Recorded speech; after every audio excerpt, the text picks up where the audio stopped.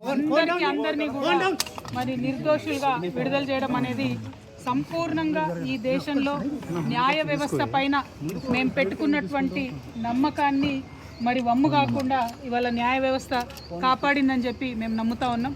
ఈ దేశంలో ఏదైతే ఒక పొలిటికల్ వెండెటా నడుస్తోందో దానిలో భాగంగా పెట్టినటువంటి కేసుల నుంచి ఖచ్చితంగా కడిగిన ముత్యంలాగా నేను బయటకు వస్తానని నేను చెప్పడం జరిగింది.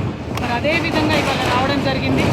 ఎక్కడ నా తప్పు లేకుండా ఒక రాజకీయ పరంగా కేసు పెట్టారని చెప్పి నేను పదే పదే చెప్పిందే ఇవాళ నిజమైంది. అదేవిధంగా పెట్టినటువంటి సందర్భంలో అనేక సార్లు ఢిల్లీకి వారి సొంత డబ్బులు ఖర్చు పెట్టుకొని మా తెలంగాణ జాగృతి నాయకులు నన్ను అభిమానించేటటువంటి అన్నదమ్ములు అనేక మంది చాలామంది పేద కార్యకర్తలు డబ్బులు పోగేసుకొని ఢిల్లీకి ఫ్లైట్ టికెట్లు పెట్టుకొని వచ్చినటువంటి వాళ్ళు ఎంతోమంది నాకు తెలుసు. ప్రతి హియరింగ్కి వచ్చి నాకు ధైర్యాన్ని ఇచ్చిన వాళ్ళు ఎంతోమంది నాకు తెలుసు.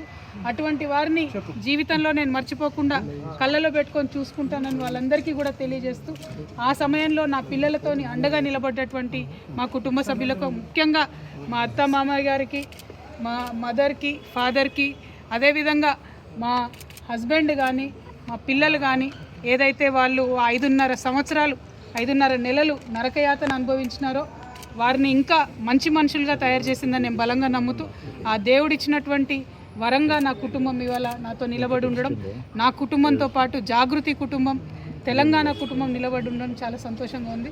వారందరికీ కూడా ధన్యవాదాలు తెలియజేస్తాను. Madam, what is your first action after getting acquitted from this case? See, we have 100 times said that we have nothing to do with this case. This is a politically motivated case.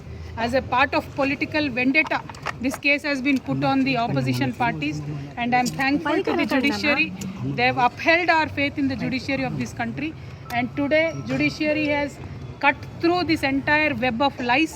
They have seen right through it, and very transparently judiciary today has upheld our beliefs, and we are very, very, very thankful to the judiciary. And once again I want to say, through the difficult times, many of Jagruti Karyakartas came to Delhi.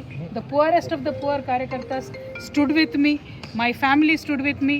My kids have become more and more stronger with a greater resolve for me to serve the public, and I am very, very thankful to everybody who stood by me in that difficult situation.